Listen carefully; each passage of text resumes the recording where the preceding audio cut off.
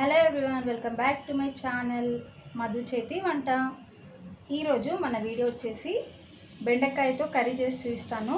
అసలు జిగురు అనేది రాకుండా ఎలా చేసుకోవాలో ఈ వీడియోలో చూపిస్తాను. సో నేను ఒక కేజీ వరకు బెండకాయలను తీసుకొని ఇలా చిన్న చిన్న ముక్కలు కట్ చేసి తీసుకున్నాను. సో ఇలా రౌండ్ రౌండ్ కట్ చేసి తీసుకోవాలి. నీట్గా కడిగేసి చిన్న చిన్న ముక్కలు కట్ చేసి తీసుకున్నాం.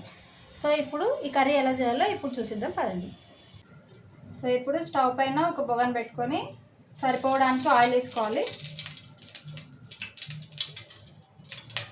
సో బెండకాయ కర్రీకి కొంచెం ఆయిల్ ఎక్కువనే పడుతుంది. సో ఒక 2 చెంచాల నూనె వేసిన. ఇప్పుడు ఇందులో సన్నగా కట్ చేసుకున్న ఉల్లిపాయ వేసుకోవాలి. అట్లనే ఇప్పుడు కర్రీకి సరిపడా సాల్ట్ వేసుకుందాము. సో ఇప్పుడు ఉల్లిపాయలు బాగా వేయించుకుందాము. సాల్ట్ వేసుకుంటే ఉల్లిపాయలు తొందరగా మగ్గిపోతాయి మనకి.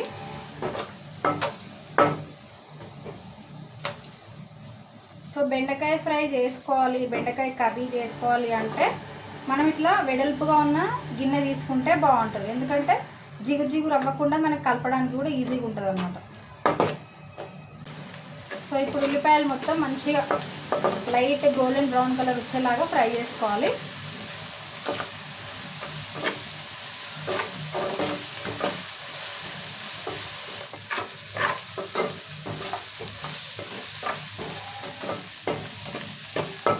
చూడండి, ఉల్లిపాయలు అనేవి లైట్గా బ్రౌన్ కలర్లో చేంజ్ అవుతున్నాయి కదా.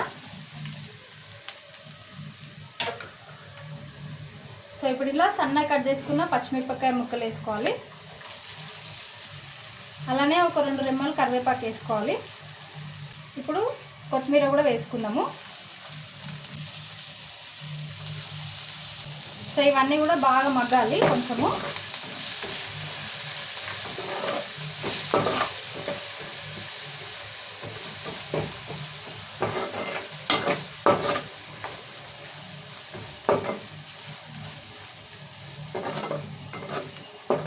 సో మిరపకాయలు, కొత్తిమీర, కరివేపాకు కూడా కొంచెం మగ్గాలి మంచి ఆయిల్లో.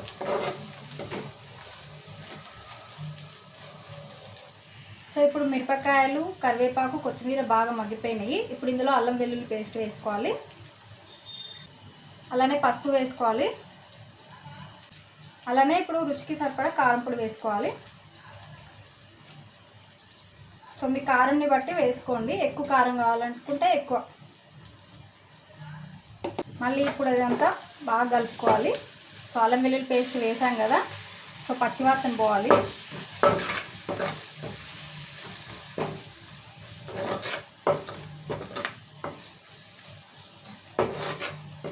సో ఏ కర్రీలో అయినా అల్లం వెల్లుల్లి పేస్ట్ వేస్తే మంచి స్మెల్ వస్తుంది కదండి.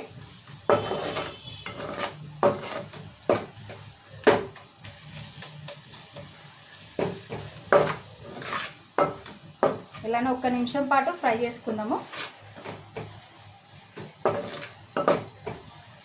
సో అల్లం వెల్లుల్లి పేస్ట్ పచ్చివాసన పోయింది. ఇప్పుడు ఇందులో చిన్న కట్ చేసుకున్న ఒక టమాటో ముక్క వేసుకోవాలి. సో టమాటో కూడా మంచిగా మగ్గాలి ఆయిల్లోనే. సో కొంతమంది టొమాటో వేస్తే బెండకాయ జిగురు ఎక్కువ వచ్చేస్తుంది, అలా అవుతుంది అని అంటారు కదా. అలా ఏం అవ్వదు, నూనెలో మంచిగా మగ్గించేయాలి టొమాటోని కూడా. సో అప్పుడు బెండకాయ జిగురు అనేది ఏమి ఉండదండి.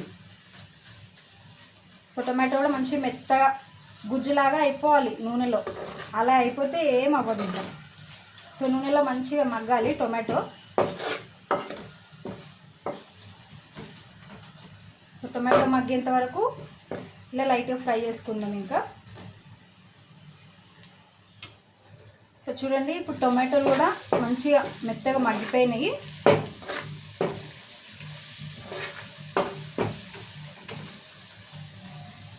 టొమాటోలు కూడా మగ్గిపోయినాయి కదా. ఇప్పుడు ఇందులో బెండకాయ ముక్కలు వేసేసుకుందాం ఇంకా.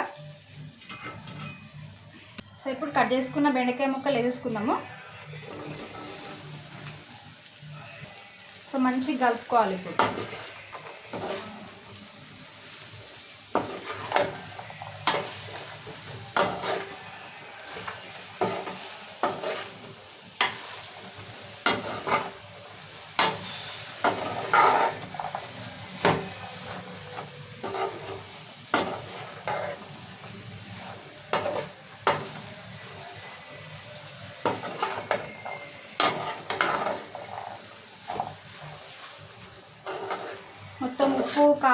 ఇదంతా కూడా మంచిగా బెండకాయ ముక్కలకి బాగా పట్టాలి.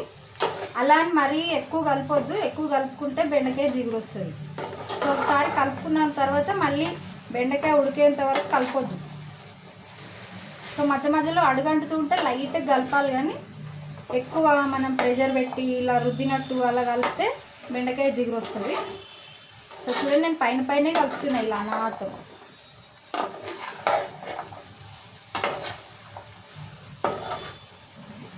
సో నూనె, టొమాటో, ఉల్లిగడ్డ, ఉప్పు, కారం ఇవన్నీ మంచిగా మిక్స్ అయిపోవాలి బెండకాయ. ఇలా బాగా కలిపేసుకున్నాం కదా. ఇంకా ఉడకని బెండకాయలు మనం మూత పెట్టొద్దు. మూత పెట్టి ఉడికిస్తే ఏమవుతుందంటే బెండకాయలోంచి ఆవిరి వచ్చి మళ్ళీ మూతకి ఆవిరి పట్టి మళ్ళీ ఇందులోనే పడిపోతుంది. సో అప్పుడు బెండకాయలు కొంచెం జిగురు వస్తుంది వాటర్ పడితే. సో నీళ్ళు అనేది మనం అస్సలు వేయొద్దు, అండ్ మూత కూడా పెట్టొద్దు బెండకాయలు ఉడికేంత వరకు. సో ఇట్లా ఓపెన్గానే ఉడికించుకుంటే బెండకాయ జిగురు అనేది రాకుండా ఉంటుంది. సో ఇప్పుడు బెండకాయలు ఉడకని.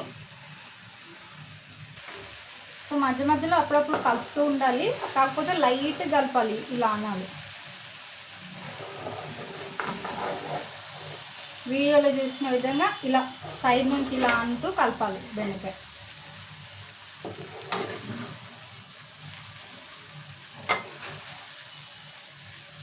సో అడుగంటుతూ ఉంటుంది కదా మధ్య మధ్యలో, అప్పుడప్పుడు కలుపుతూ ఉండాలి.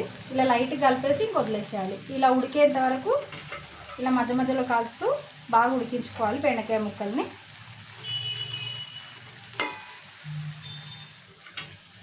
సో చూడండి, బెండకాయలు వేసి చాలాసేపు అయింది, కలుపుతూ బాగా ఉడికించేసాను.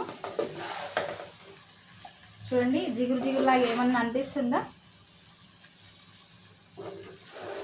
సో మీడియం ఫ్లేమ్లో, లో ఫ్లేమ్లో కూడా కాదు, మీడియం ఫ్లేమ్లో అప్పుడప్పుడు కలుపుతూ ఇలా బాగా మెత్తగా మంచిగా ఉడికించేసుకున్నాం బెండకాయ. సో మన బెండకాయ కూర అయితే రెడీ అయిపోయింది. సో మన బెండకాయలు ఉడికాయ లేవా అని చూస్తా చూడండి. సో బెండకాయ ముక్క చూడండి మంచిగా ఉడికిపోయింది.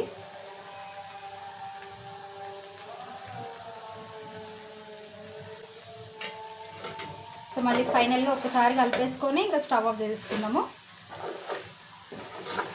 సో బెండకాయలు ఇలా కలుపుకోవాలి, ఇలా కింది నుంచి తీస్తూ ఇలా కలపాలి. మీరు ఏ గరిటెతో కలుపుకున్నా సరే ఇలా కలిపితే మనకి బెండకాయలు జిగురు రాకుండా కర్రీ బాగా వస్తుంది.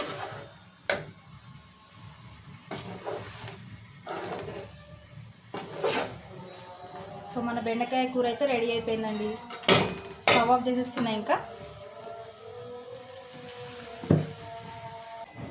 సో చూసారు కదండి, మన బెండకాయ కర్రీ అయితే రెడీ అయిపోయింది ఫైనల్గా.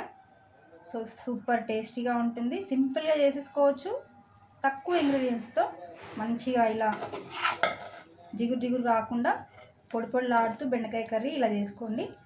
పూరీకి కానీ, చపాతీకి కానీ, జొన్న రొట్టెకి కానీ సూపర్ కర్రీ. సో బెండకాయ కర్రీ అంటే నచ్చని వాళ్ళు ఎక్కువ ఉండరు కదా. సో అందరికీ ఫేవరెటే బెండకాయ కర్రీ అంటే. సో మీకు కనుక ఈ వీడియో నచ్చినట్టయితే లైక్ చేసి షేర్ చేయండి. అలానే ఇలాంటి మరిన్ని మంచి మంచి రెసిపీస్ కోసం మన ఛానల్ని సబ్స్క్రైబ్ చేసుకోండి.